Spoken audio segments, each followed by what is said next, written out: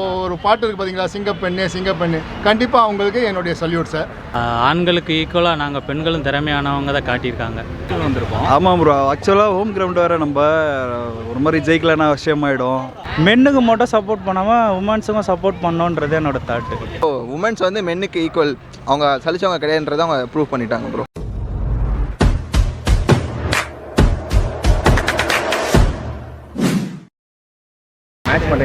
Match செம்மையாக இருந்தது. First கொஞ்சம் பவுலிங் கொஞ்சம் இதாக இருந்தது, போக போக நல்லா ஓரளவுக்கு சூப்பராக ஃபஸ்ட்டு டைம் ஜெயிச்சிருக்காங்க. 2 வாட்டி ஃபைனல் போய் இதோட ஜெயிச்சிருக்காங்க. உண்மையிலே நம்ம இந்தியா எல்லாருக்குமே இது ஒரு பெருமையான விஷயம். கண்டிப்பாக ஆண்களுக்கு ஈக்குவலாக நாங்கள் பெண்களும் திறமையானவங்க தான் காட்டியிருக்காங்க. அதுவும் வந்துட்டு ஒரு ஹையஸ்ட் ஸ்கோர் வேறு அடிச்சிருக்காங்க ஃபைனல். அதுவும் அது எப்படி இருக்குது உங்களுக்கு? உண்மையிலே நல்லா இருக்குது. நல்லா விளையாண்டாங்க பேட்டிங்கில். பவுலிங் கொஞ்சம் சுமாராக இருந்தது, கடைசியில் அவங்க நினச்சதை சாதிச்சிட்டாங்க.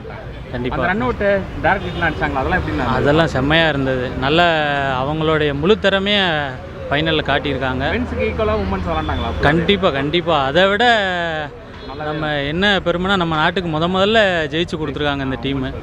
அது ஒரு பெரிய பெருமை.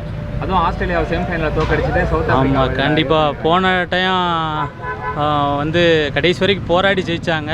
இந்த தடவை அந்த அளவுக்கு இவங்க வந்து எதிர் டீமுக்கு வந்து வாய்ப்பு கொடுக்கல. நல்லா விளாண்டுருக்காங்க. நம்ம ஜெயிப்போம். நான் பாதி மேட்ச் வரைக்கும் எதிர்பார்க்கல, கடைசியாக ஓரளவுக்கு நல்லா ஜெயிச்சு வந்துட்டாங்க. ஆமாம், கண்டிப்பாக நல்லா இருந்தது. ப்ரோ மேட்ச் பார்க்க சூப்பராக இருந்துச்சு ப்ரோ. ஆக்சுவலாக மேட்ச் நல்லா இருந்துச்சு. ஐ திங்க் எனக்கு தெரிஞ்ச ஒரு 10-11 வருஷம் கழிச்சு இந்தியா உமன்ஸ் வந்து விக்ட்ரி ஆகிறாங்க. ஸோ விச் மீன்ஸ் அதாவது ஒரு 2014 ஜென்ஸ் மென்ஸ் கப்பில் ஜென்ஸ் ஜெயிச்சாங்க. பட் இப்போ வந்து 2026 வரப்போது, 25 எண்டுக்கு வந்துருச்சு.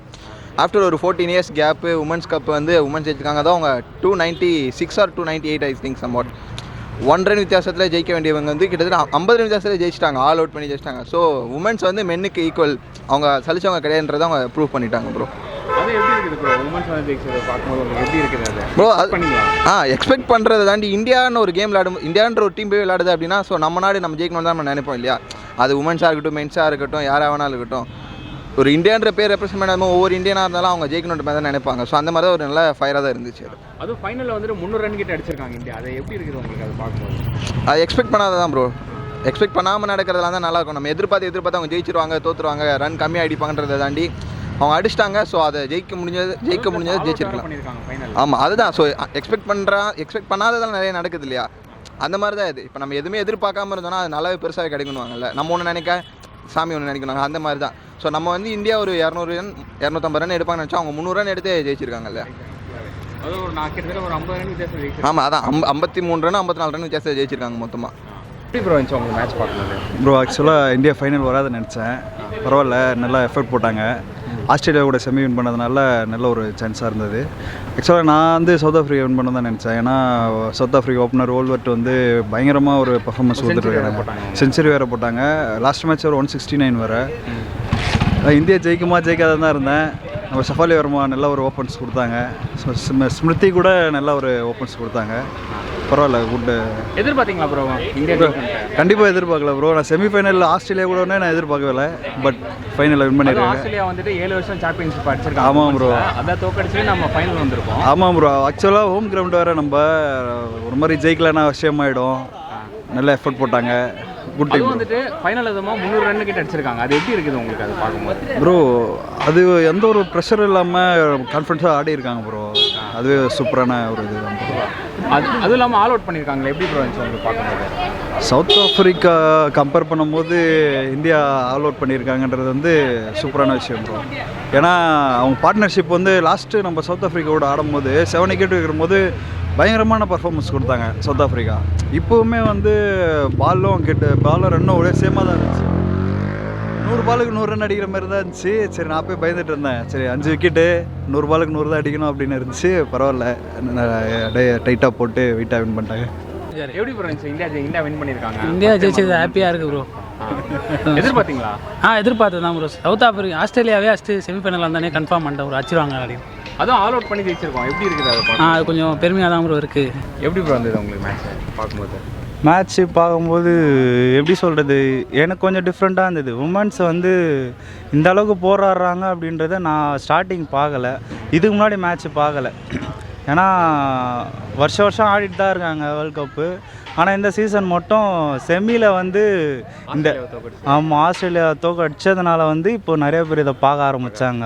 ஏன்னா இது மேபி இதுக்கு முன்னாடி இந்த செமி இந்த அளவுக்கு போகல அப்படின்னா பெருசாக பார்த்துருக்க மாட்டாங்க.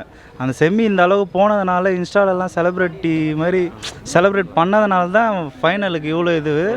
ஆமாம், மேபி அது நடக்கலைன்னா இந்த டிஃப்ரெண்ட் தெரிஞ்சிருக்காது. அதுவும் உமன்ஸ் வந்து டைவ் அடிச்சு பறந்து ஆமாம், அவங்க எஃபர்ட்லாம் பார்த்தா இப்போ புதுசாக இந்த எஃபர்ட் போட முடியாதுல்ல. ஸ்டார்டிங்லேருந்தே இந்த எஃபர்ட்டு போட்டதுனால தான் இப்போ இவ்வளோ கான்ஃபிடெண்ட்டாக ஆடுறாங்க. அதுவும் 300ன்னும் போது ஒரு மேட்ச்சில் ஆல் அவுட்டும் நடக்குது. ஆமாம், ஃபைனலில் இவ்வளோ பெரிய விஷயம் பண்ணுறாங்க அப்படின்னும் போது மென்னுக்கு மட்டும் சப்போர்ட் பண்ணாமல் உமன்ஸுக்கும் சப்போர்ட் பண்ணோன்றது என்னோட தாட்டு. நீங்கள் எதிர்பார்த்தீங்களா ப்ரோ? நம்ம இல்லை, எதிர்பார்க்கலை. ஏன்னா பெருசாக மென்ஸுக்கு செலிப்ரேட் பண்ணுற மாதிரி உமன்ஸுக்கு யாரோ சப்போர்ட் இல்லை. அவங்க இந்த அளவுக்கு பண்ணுறாங்க அப்படின்னும் போது யாரோட சப்போர்ட்டுமே இல்லாமல் தான் இந்த அளவுக்கு பண்ணியிருந்தாங்க. அவங்க வந்து ஒரு கிரேட்ஃபுல்லாக இருக்குது.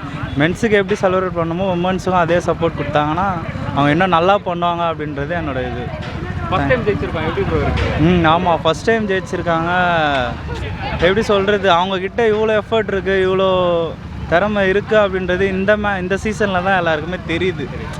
மேபி இதை ஸ்டார்டிங்கில் அவங்களுக்கு நல்ல சப்போர்ட் பண்ணியிருந்தா மேபி முன்னாடி கூட நம்மளுக்கு கப்பு வச்சு கொடுத்துருக்கலாம் அவங்க. தேங்க்யூ. ஓகே, எப்படி நடந்தது மேட்ச் பார்க்க ரொம்ப அருமையாக இருந்தது சார். ரொம்ப கிளாஸாக இருந்தது.